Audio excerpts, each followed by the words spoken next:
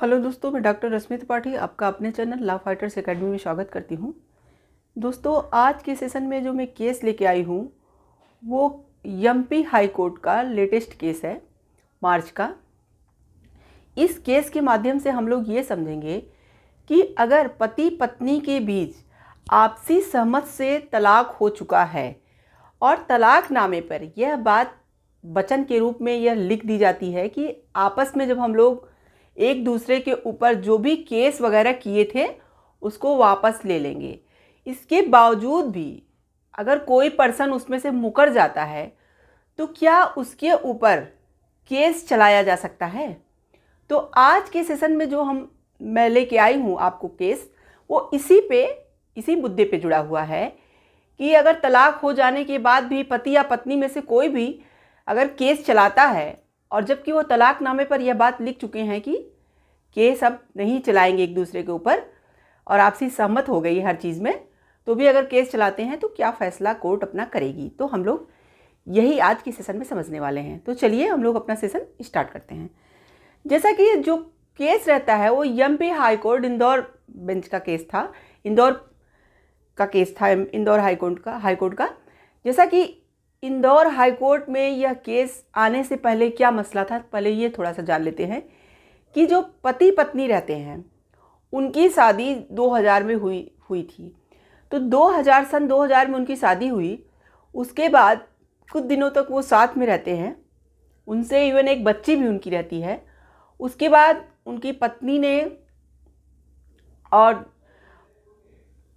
ने उनके मतलब घर वालों पे, माता पिता पे और उन पे, अपने पति पे यह इल्ज़ाम लगाया कि यह जो है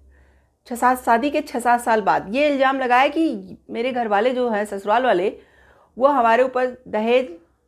उत्पीड़न करते हैं। और उसके साथ ही साथ उसने कहा कि इन लोगों ने ज़बरदस्ती मेरा गर्भपात करा दिया और मारपीट, क्रूरता, ये सब का मतलब केस लगाया था। तो केस लगाया था, उसके बाद इन लोगों में क्या हुआ कि फिर बात तलाक तक आ गई। और जब बात तलाक तक आ गई तो इन लोगों का तलाक भी हो गया, आपसी सहमत के साथ इनका तलाक हो गया था। तो तलाक होने के बावजूद भी इनकी पत्नी जो इन लोगों के ऊपर पुराना अपना केस डाली थी कि इनके ऊपर लगाई थी, जो दहेज उत्पीड़न और क्रूरता का और गर्भपात कारित करवाने का ज़बरदस्ती, ये सब जो केस लगाया गया था, आईपीसी के जो सेक्शन अप्लाई कराए गए थे, उनकी पत्नी ने केस वापस नहीं लिया अपना, और इन लोगों के ऊपर वो केस मतलब चलने लगा, उसका प्रोसेस आगे बढ़ने लगा। तब जो ये याची थे, यानी याचीकर्ता थे, इनके जो पूर्व पति थे, पर चूँकि अब दोनों का तलाक हो गया, इनके पूर्व पति ही हुए। तो जो पूर्व पत्नी, जो ये वाइफ थी, तो इन्होंने जो है जब अपना केस वापस नहीं लिया था तो इनके पति के ऊपर तलाक चूँकि होने के बावजूद भी केस चलने लगा। तब ये बेचारे एकदम परेशान हो गए। इनके माता पिता भी जो बहुत बुजुर्ग हो गए थे वो भी परेशान हो गए, उन लोगों के ऊपर भी क्योंकि केस किया गया था। तब ये जो याची थे ये हाई कोर्ट आते हैं इंदौर और अपना जो है कोर्ट में मतलब अपने लिए याचिका दायर करते हैं और कोर्ट से मांग करते हैं कि मेरे ऊपर से यह केस हटा लिया जाए। तो जब इंदौर हाई कोर्ट में यह बात आती है तो पहले इंदौर हाई कोर्ट में जो भी मतलब जस्टिस बैठे थे वो न्यायमूर्ति सुबोध अभयंकर जी थे, इंदौर पीठ के जो न्यायमूर्ति थे। तो उन्होंने जब सारे मसले को पहले देखा और समझा, तब वह उनकी वाइफ के ऊपर बहुत नाराज़ हुए, जो पूर्व वाइफ थी उनके ऊपर बहुत नाराज़ हुए। अब देखिए, हम लोग ये देखते हैं कि इंदौर हाईकोर्ट ने अपने जजमेंट में क्या कहा और क्यों नाराज़गी जताई वाइफ के ऊपर उनके। तो कोर्ट ने दहेज के लिए उत्पीड़न, मारपीट और महिला की रजामंदी के बिना गर्भपात आरोपों में दर्ज मामले को रद्द करते हुए तलाकशुदा महिला को आदेश दिया कि वह अपने पूर्व पति को 1 लाख रुपए जुर्माना दे। देखिए, इंदौर हाई कोर्ट का ये कहना था कि आपने जो भी ये केस वगैरह किया था वो सब आपको अब हटा लेना चाहिए था। और इसके एवज में उन्होंने क्या किया, 1 लाख का महिला के ऊपर जुर्माना भी लगा दिया और उसके पति को देने के लिए बोला। और आगे क्या कहा कि हाईकोर्ट की इंदौर पीठ के न्यायमूर्ति सुबोध अभयंकर ने कहा 1 लाख रुपए चुकाने का यह आदेश केवल अनैतिक मुकदमेबाजी की चेतावनी देने के लिए जारी किया गया है। यहाँ कोर्ट का ये कहना था कि मैं जो 1 लाख रुपए का ये हर्जाना इनके ऊपर मैंने लगाया है इनके पति को वापस कराने के लिए, वो सिर्फ इसलिए लगाया है कि इन्होंने जो केस किया था, मतलब जो इनका केस चल रहा है,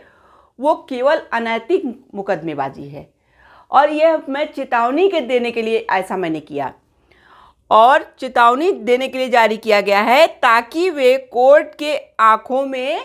धूल ना झोंक सकें। अब देखिए, कोर्ट का ये कहना था कि उनकी पत्नी ऐसा करके क्या कर रही हैं, कोर्ट की आंखों में धूल झोंक रही हैं। अब ऐसा कोर्ट ने क्या कहा, चलिए हम आगे बताते हैं कि ऐसा कोर्ट ने क्यों कहा। धूल झोंक सके कोई गंभीर मुकदमे, मतलब जो कोर्ट का काम है कि कोई गंभीर मुकदमे सुनाती है और उनका कीमती समय किसी भी तरह बर्बाद करने की हम इजाज़त नहीं देते हैं। कोर्ट ने ये कहा कि जो ये काम कर रही हैं ये सिर्फ कोर्ट की आंखों में धूल झोंकने का काम कर रही हैं और जो कोर्ट सिर्फ गंभीर मुकदमे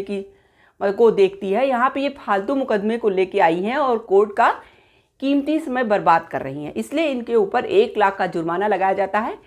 कोर्ट ने कहा कि यह जो भी राशि हर्जाने में लगाई गई वो आप अपने पति को दीजिए। और उसके बाद महिला पति एवं उसके माता पिता की दायर याचिका को मंजूर करते हुए, मतलब क्या किया, जो याचिका करता थे उनकी याचिका को मंजूर किया और अपना ये निर्णय सुनाया। महिला के पति ने और उसके बुजुर्ग जो सास ससुर थे उन्होंने जो अपनी याचिका डाली थी कोर्ट में, तो कोर्ट ने उनकी याचिका को स्वीकार किया और यह जजमेंट दिया कि महिला को 1 लाख रुपए का जुर्माना राशि अपने पति को देनी होगी। और इसके साथ साथ यही बात बोली कि जो है ये जो मैं जुर्माना राशि लगाया हूँ सिर्फ इसलिए नहीं, ये मतलब केस इधर उधर करने के लिए नहीं मैं कह रहा हूँ, मतलब इसके पति को दिलवा रहा हूँ कि उन्होंने क्यों अपने पति के उससे केस वापस नहीं लिया इसलिए, बल्कि मैं इसलिए 1 लाख रुपए का जुर्माना लगा रहा हूँ क्योंकि इन्होंने अदालत का कीमती समय खराब किया है और इस तरह की अदालत की आंखों में इन्होंने धूल झोंका है। और इसके साथ ही साथ कोर्ट ने कहा कि चूँकि जब इन्होंने आपसी सहमति से शादी किया था, तो इन्होंने क्या किया था, आपसी सहमति से जब शादी किया तो जो तलाकनामा बनवाया गया था, ये देखिए, याचिकाकर्ता पुरुष और महिला की आपसी सहमति से तलाक हो चुका है और इसके एवज में उसमें आप अपने पूर्व पति से 50 लाख रुपए भी लिया हुआ था। यानी जो आपसी सहमति से उन्होंने मतलब शादी को तोड़ा था, तो उन्होंने जो उसके पति थे, पत्नी ने उनसे 50 लाख रुपए भी लिया था सहमत के लिए, आपसी सहमत करने के लिए 50 लाख रुपए भी इसके एवज में ले चुकी थी। और जो उसके बाद पैसा लेने के साथ ही साथ कोर्ट ने कहा कि तलाकनामे पर इस वचन का स्पष्ट उल्लेख भी है कि दोनों पक्ष एक दूसरे के खिलाफ दर्ज कराए मुकदमे को वापस लेने के लिए प्रतिबद्ध हैं। मतलब इनके तलाकनामे पे यह बात लिखी हुई थी कि दोनों पक्षों ने अगर एक दूसरे के ऊपर कोई भी मुकदमेबाजी किया है तो अब एक दूसरे को वापस ले लें और यह कार्य करने के लिए वो प्रतिबद्ध हैं। इसके बावजूद भी उस महिला ने उस केस पे ध्यान ही नहीं दिया जो कि उसने अपने पति और सास ससुर के ऊपर किया हुआ था। तो उसकी पत्नी का ये कहना था कि मैंने इसलिए वापस नहीं लिया क्योंकि जो गर्भपात कारित करने का मुकदमा था वह जो है गैर जमानती था, मतलब बहुत ही गंभीर अपराध था, इसीलिए जो है यह मुद्दा आगे बढ़ना चाहिए। तो कोर्ट का ये कहना था कि जब आप तलाकनामे में सब कुछ आप इसी बात पे राजी हो गई थी, आपने अपने पति से 50 लाख रुपए इसी एवज में ले भी लिया था, तो आपको फिर केस वापस लेना चाहिए। आप जो है कोर्ट का सिर्फ कीमती समय बर्बाद किया आपने, इसलिए महिला को बहुत डांट फटकार लगाई और उसके साथ ही साथ उसके पति को उसके सास ससुर को ऐसे केस से बरी कर दिया जो उनके ऊपर लगाया गया था। तो ये था पूरा जजमेंट। तो देखिए यहाँ पे जो है कोर्ट ने जब ये तलाकनामे पर सब कुछ लिख करके राजीनामा हो, मतलब ये इन्होंने दोनों लोगों ने स्वीकार कर लिया था